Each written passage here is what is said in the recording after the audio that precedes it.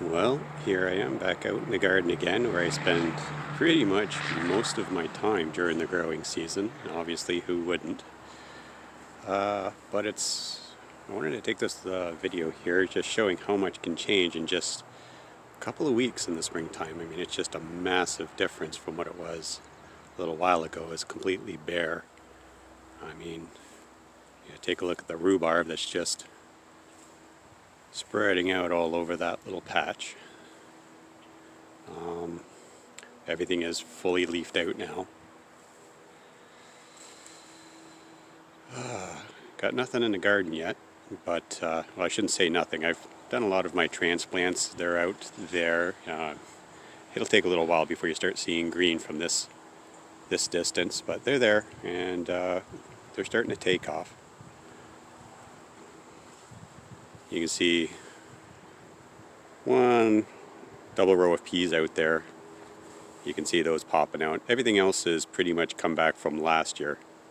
Some perennials and some biennials. But yeah, this is just a pretty day, actually. The sun is shining. It is a gorgeous blue. Yeah, this is my backyard, so I just wanted to take a walk through here, and I'm going to bring you along with me. So, this is why you have to be careful about planting oregano.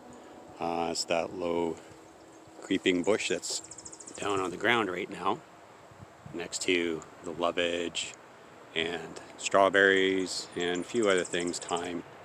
But this is all pretty much all oregano, and this becomes a massive hedge of oregano. It just swamps everything else that's in here. And I've got tons of strawberries in there that are flowering. They're going to produce strawberries, but yeah, there's one right there. There's a couple. But in a couple weeks' time, that oregano is just going to come and dominate this landscape here. So one of these days, I'm going to have to do something about it, but I don't know, it's kind of hard to start hacking it down and digging it out when it looks like this. I don't know. Maybe I'll just have to leave it and start an herb garden somewhere else. Sounds like a better idea. Yeah, more strawberries, a little hedgerow full of all kinds of stuff, gooseberries, elderberries, got a black currant there, wild ginger, wild raspberries, wild blackberries, you name it, it's in there.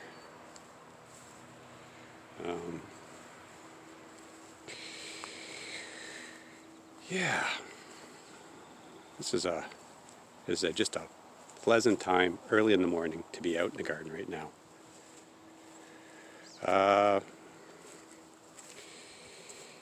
Yep, haskap are flowering. The bees have had their fun in there. For the last week, they've moved out into the gooseberry and the currant patch, and they've been having fun out here.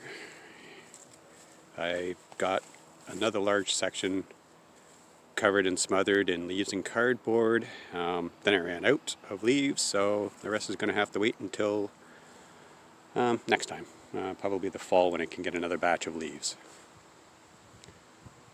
And the field is totally leafing out there, and I think we're going to go back there and show you a few things that are going on back in there too. Well, out here on the back corner of my managed garden space, this is the back fence line, and right back here is just a, well, kind of an old field meadow. It's just full of birch and crab apples and what do you got here? Willow, goldenrod, bunch of shrubs. I even got a plum tree out here somewhere. But transitioning into the garden space, you know, you have your strawberries and gooseberries and all your lovely cultivated plants, but out here you just have this weird mixture of grass, and sometimes the hardest thing to doing gardening is figuring out how much of the wild stuff do you want to rip apart and turn into garden space, which can be productive and is a great idea for most people. But I have this lawn that's just loaded and I mean loaded. This whole area here is just a field of wild strawberries mixed in with some cultivated plants like the blueberries. Got some cultivated raspberries. I got a cherry tree over there. But in order to get those to be really productive, I've got to cover and smother all the wild strawberries, the clover, the goldenrod, the dandelions. It's a hard choice, but always trying to strike a balance between those two things is turning this, I guess what most people would refer to as a useless lawn. To me, every part of this landscape can be productive and useful, but turning this lawn into some sort of food production, and I don't know. I always have to struggle with covering this over. But as I cover one section over, I try to open up other areas that will take the place so that I'm losing the space here, but I want to open up space over there. And I've got a lot of space to work with, so I'm not too worried about doing it too much. I kind of struggled and come to that resolution that in the managed space, which I want closer to the house, it's worth the sacrifice. And so that's what I'm doing. But it's still hard. Because seriously, I love this too. So this is the back, gate. Put that in bunny ears. And this is the transition zone from the mostly unmanaged backyard to the managed garden space. It's pretty brown looking, but this is what I use for my needs for the most part, and provides me with all that wonderful food that I get to spend hours and hours preserving in the fall. But this backspace here is also a very productive zone for me, mainly just because I like to take walks all through here on nice, beautiful mornings like this before the sun and the summer time comes, and this just gets really hot. So over on the left is a row of pine trees, behind which are a row of birch trees. And because that's on the north side, this field becomes a sunny heat trap, and it gets brutally hot in the garden, and not much fun to be out here in the summer. As you can see, the sun is just beaming out in the garden right now. Just wait until it hits on the south side over there, and it's also bordered by trees from my neighbor's yard on the far side. And this just gets really hot. But out here, heck, you've got all the wild strawberries you could ever want. You got willows, got crabapple trees, goldenrod, all kinds of stuff out in here. And right now I'm just going to stay in the little shady spot in the little pathway here I got mown down. And seriously, this hedge border is probably about 15, 16 feet deep. And it's a bit of a ditch, and there's a block or a rock wall back in there.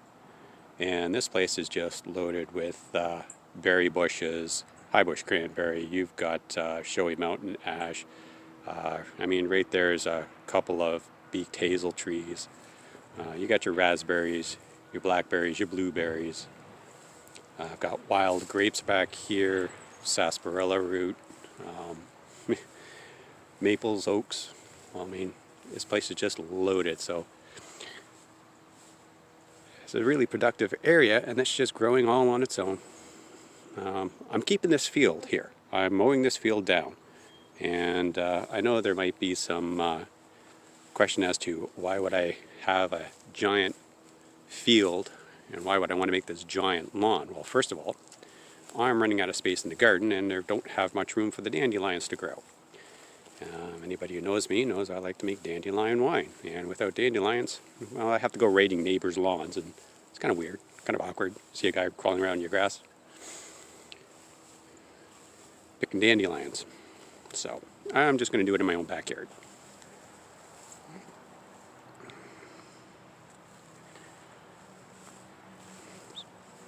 The other reason I like to keep this is, well, that gives me a lot of grass clippings. Now this used to be grass 10 years ago, and then I didn't mow it for the longest time, and it grew up into this field, this old field meadow type environment. Didn't have the birch trees, but it had all the willows and the bushes and shrubs all growing up into it, and it all looked like this. So yeah, I hacked it all down to grow a lawn. But that lawn will give me a ton of grass clippings, and those grass clippings I can compost into mulch or use for grass clippings. Getting tongue-tied here. So I chopped all this down so that I can have grass and take the clippings and use it for my compost bins, and I can use it for mulch. And because I'm getting chickens, well, they'll probably like to root around and peck in it. So half the time they might be out here, and then half the time I'll just put grass into their chicken run for them. So yeah, really nice place out here. You know what? I might even go into the backwoods, because, folks, it just doesn't end here. This little path leads into the tree line, and the tree line, I probably should step back out in here. That's just a forest back in there, and you got some interesting things going on in there too. So yeah, let's take a walk back there.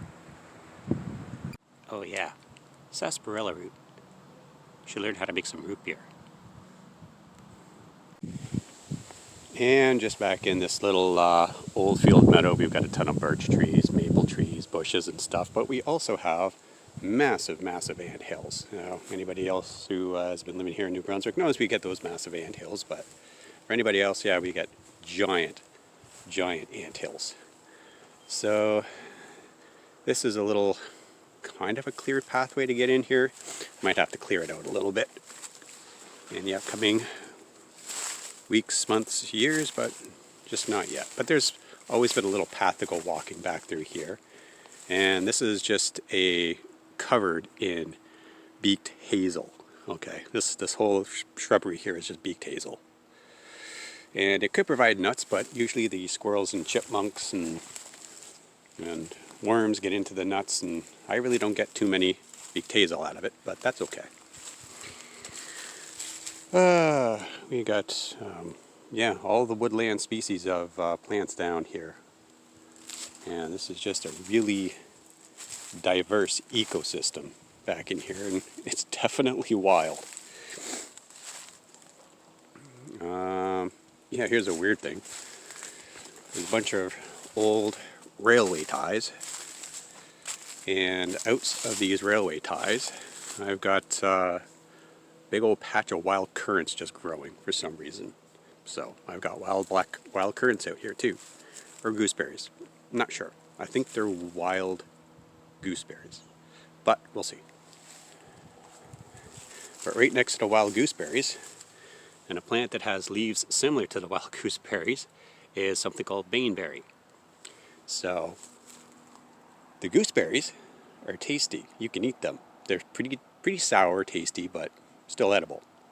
Baneberry is very poisonous. Probably one of the, I'm not going to say the most poisonous plant in New Brunswick. See, you can tell the baneberry because it gets that little fluffy flower on top that turns into a big ball of bright red berries. Don't eat those red berries. Yeah, so probably one of the more poisonous plants in New Brunswick. Yeah, I'm just going to keep walking by a bunch of those things.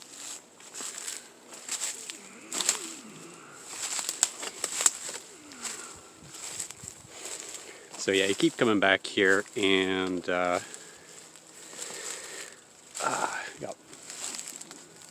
all kinds of things. But